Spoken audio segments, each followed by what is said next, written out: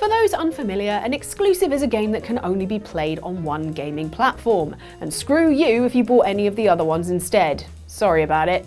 It's our opinion that Sony has been knocking it out of the park recently with exclusive games that have turned out to be commercial and critical hits. Think Spider-Man, God of War, Horizon, the fine work of Naughty Dog. I'm on a dinosaur! But Sony has also proved itself happy to bin off perfectly good exclusive franchises, to the despair of millions craving new installments in their favourite series. Here's another opinion we're happy to share. These exclusives were abandoned too soon.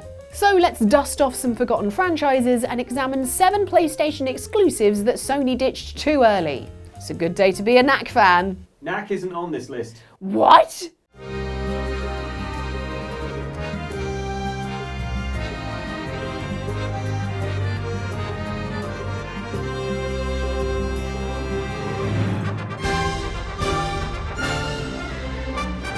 It's no exaggeration to say that we all hate gravity and cannot wait for the day that we finally kill it and escape from its restraints into the sky. Until that day, our best hope of imagining a world where we're not all pinned humiliatingly to the floor every single second is video games. Video games like Gravity Rush and its sequel, Gravity Rush 2. Released on the PlayStation Vita handheld and PS4 respectively, the Gravity Rush games were remarkable for their physics-bending gameplay, where you could send yourself falling into the sky towards an enemy, then change the direction of gravity in a moment to continue kicking ass. NASA, whatever you're working on at the moment, it's time to delete the Google Doc and get on this instead.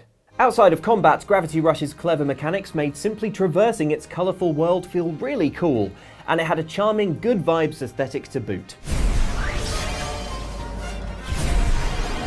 Despite getting great reviews and being the brainchild of Silent Hill creator Keiichiro Toyama, Sony has given up on Gravity Rush following seemingly weak sales of the second game. The studio that made both games was dissolved in 2020, but we hold out hope that Sony decides to do something in future with this extremely fun gravity warping franchise.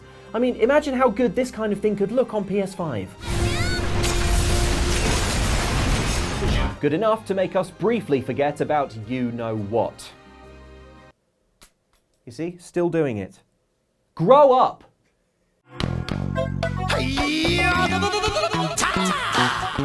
Kick, punch, it's all in the mind. If you wanna test me, I'm sure you'll find the things I'll teach ya. Sure to beat ya. Nevertheless, you'll get a lesson from teacher. Now kick! Nowadays, there aren't many rhythm action games around, at least not outside of minigames in otherwise very different titles. This way we'll dance and we'll play. It's very easy, come on and just take a chance and shake a feet. Let the music move you, you can do it! Ah, God, no, not that one. Anything but that one. But rhythm action games used to be more than just a minigame. Released in Japan in 1996 for the PlayStation 1, Parappa the Rapper was many people's introduction to this incredibly popular genre. Playing as a dog that rapped, players pressed buttons in time to help Parappa rap about karate, learning to drive, and selling goods at a flea market. Oh yes, I had a lot of fun. I made a lot of bucks and now I'm on the run. On the run? What exactly was that frog selling?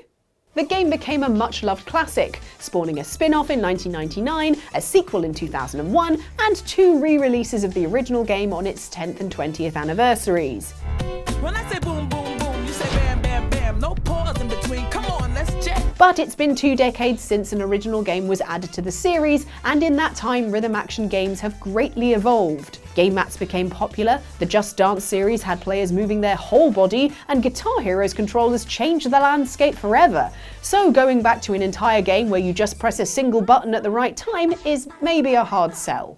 I will fall to the floor. I fall to the floor, I fall to the floor. Which is why we're suggesting they bring Parappa the Rapper to the new home of rhythm action games, VR. As people have moved away from bulky guitars and drum kits, VR has taken over the rhythm action scene. Perhaps because, at least with VR, you only end up with one big plastic peripheral hogging space in your living room. And you can be playing games like Beat Saber, Ragnarok, and Pistol Whip.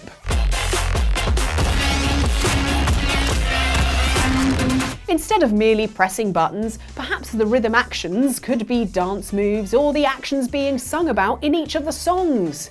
Kick, punch, it's not all in the mind. Well, maybe the kicking bit is, because PSVR 2 isn't built for that. Not only could the gameplay be updated to be a bit more exciting, but it would be a brilliantly trippy world to step into via VR, with all of the brightly coloured environments and wibbly-wobbly 2D models. With the PSVR 2 not having many exclusives to set it apart from other headsets, adding a hit of nostalgia to its roster might just get more PS5 owners to make the jump. Jump and falls! See? The Onion gets it.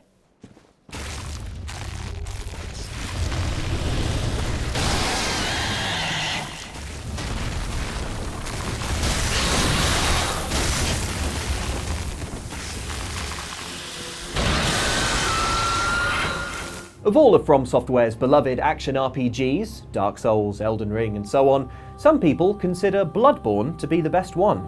But the thing you have to remember about those people is that they're geniuses. Released in 2015 for the PS4, Bloodborne boasts immaculately horrible vibes and gripping, fast-paced combat that have earned it legions of adoring fans and a stonkingly high Metacritic score.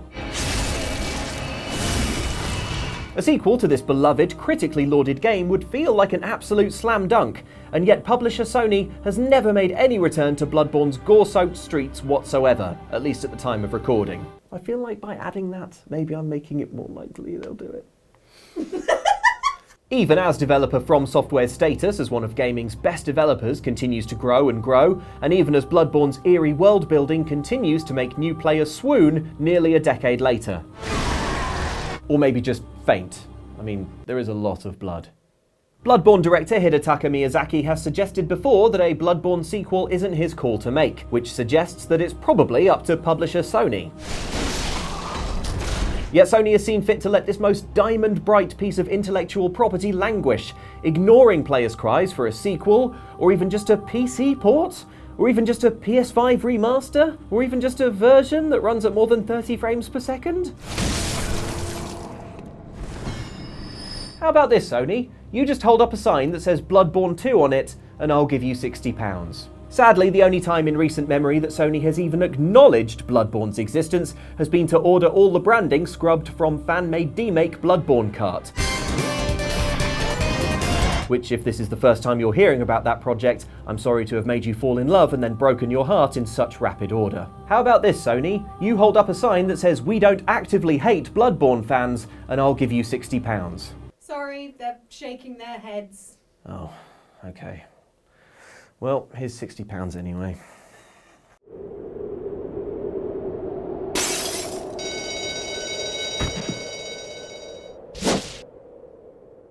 For those of you born after 2005 that don't have parents forcing their old games on you, Sly Cooper is a quick-witted video game raccoon who likes to steal things. With a host of animal friends who help him on his heists, Sly Cooper was a family-friendly stealth series with a unique and fun art style.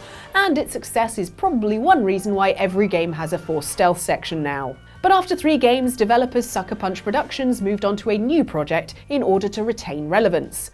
Talking to Game Informer in 2010, co-founder and development director Chris Zimmerman said, "The games people buy now are different than they were 10 years ago. You have to adapt to that." Indeed, it seems that Sly Cooper was the victim of the late 2010s gaming trend of moving away from cartoon mascots and making everything more mature, i.e. gritty and brown. So Sucker Punch moved on to the Infamous series, which, to be fair, was one of the more fun, gritty and desaturated series of that era. After that series, they made the brilliant samurai stealth game Ghost of Tsushima, even sneaking a few little references to Sly in there too. But, hear us out, we think Sly ought to make a return.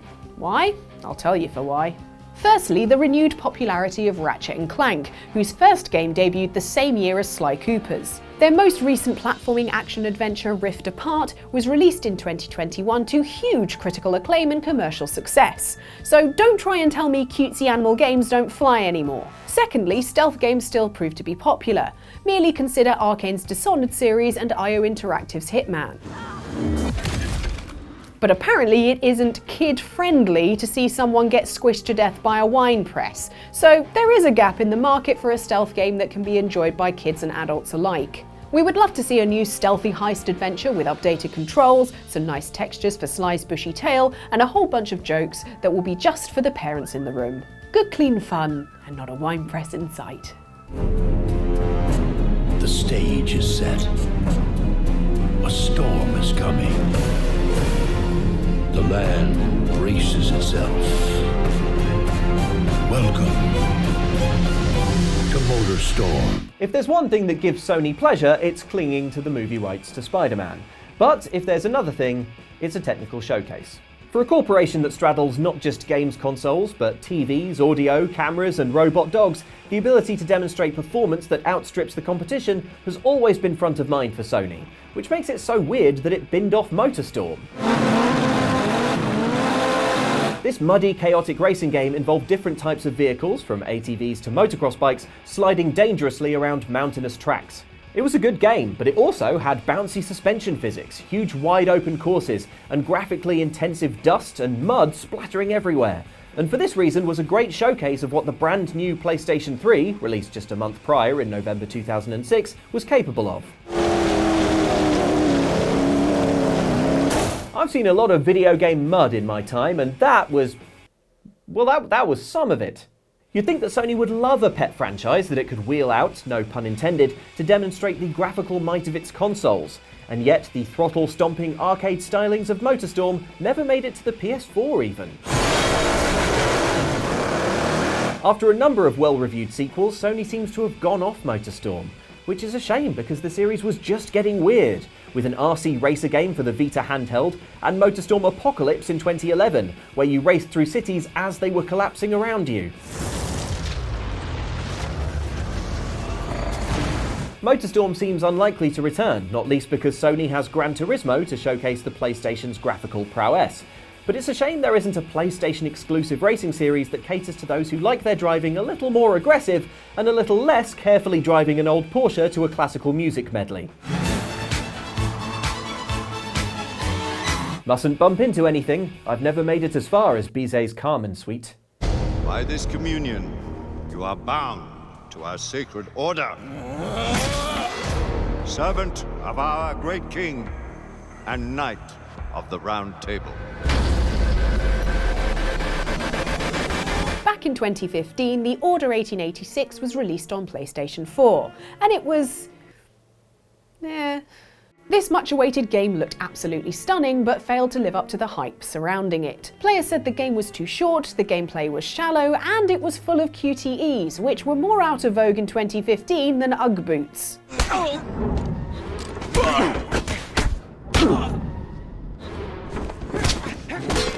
But even as we say all that, we think Sony should give it another chance. The game had heaps of potential. First off is the setting. Victorian steampunk London where you're Knights of the Round Table and you're fighting werewolves? Yes please. Beef up the story, rip out the QTEs and make the gunfights feel as good as they looked, and you've got an excellent game just waiting to be sold for $70 a pop. There were credible rumours in early 2020, reported by Games Radar, implying that a sequel was in the works, and not just for PlayStation. However, nothing seemed to come of those rumours, and just a few months later the Order 1886 developer Ready at Dawn was acquired by Oculus, after making the critically acclaimed VR title Lone Echo. Anomaly detected. What the hell? Jack, you see? Sony still owns the rights to the Order 1886 though, so we reckon it's time to pick up the phone. Maybe to call Sony Santa Monica, who collaborated with Ready at Dawn on the original game, and has had proven successes with single-player action adventures set in mythical worlds, as shown by their most recent God of War titles. Maybe, instead of the Leviathan axe, you have the Arthurian swords, and oh my god, Sony, write this down now!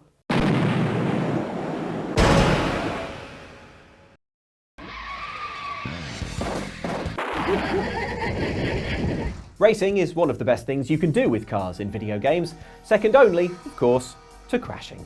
Way back in 1995, Sony understood this, and a delightful mix of cars and combat arrived on the PS1 in the form of Twisted Metal. Following a Destruction Derby tournament of the same name, the aim of the game was to smash up the competition in 6 different areas around Los Angeles. Players could control one of 12 vehicles, one of which was an ice cream truck being driven by a terrifying murder clown. And it all happens on Christmas Eve 2005. How festive. There were a healthy number of Twisted Metal sequels and spin-offs that followed, but the last main entry was the Twisted Metal released in 2012.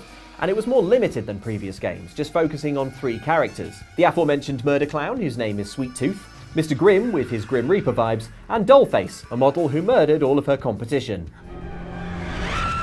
Sony clearly remembers Twisted Metal exists. As recently as 2023, it was turned into a TV show starring Stephanie Beatriz and Anthony Mackie. Oh man. Leaving Twisted Metal in the bizarre situation of being a TV video game adaptation with no actual video game. This is a shame, because there's way more that a Twisted Metal game could do these days, such as a pure demolition mode where you just go in and blow up destructive scenery with your vehicle. And hey, perhaps bring back a multiplayer mode that could put GTA Online's car explosions to shame. Just imagine Rocket League, but instead of scoring goals, you're just blowing other cars up. They could go back to a full roster of characters in the vein of hero shooters like Overwatch. We'll even consider it being live service. That's how bad we want more Twisted Metal. Also, please put the second series of the TV show on anything other than Paramount+. Nobody has Paramount+. Not even Paramount has Paramount+. Right, just gotta let the other Knack fan know. Oh, no, they've taken it real bad. I'm sorry. Are there any other Sony exclusives that you desperately want Sony to bring back? There's loads out there. Come on, Sony, use your intellect and your property and make some good games, please. Trust your studios, they're doing good work. But yeah, let us know in the comments. Maybe you've got an idea for a sequel, such as I do for Knack 3, God of War Ragnarok, which is a crossover where Knack and Atreus go on a wonderful adventure in the world of Knack.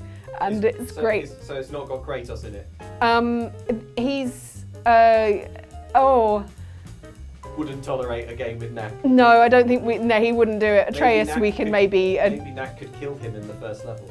Oh, people would love that. People love it. Famously, Sony fans love when their favourite characters get killed off at the beginning of the game. Anyway, there's some more videos here. If you want to support this video, please give us a thumbs up. Please subscribe. If you want to go even further, we have a Patreon where you can join our Discord and maybe we can come up with some more Knack games there. Yeah? No? Just me? Okay, bye. See you next time. See you next time. Hey! Now you're in it.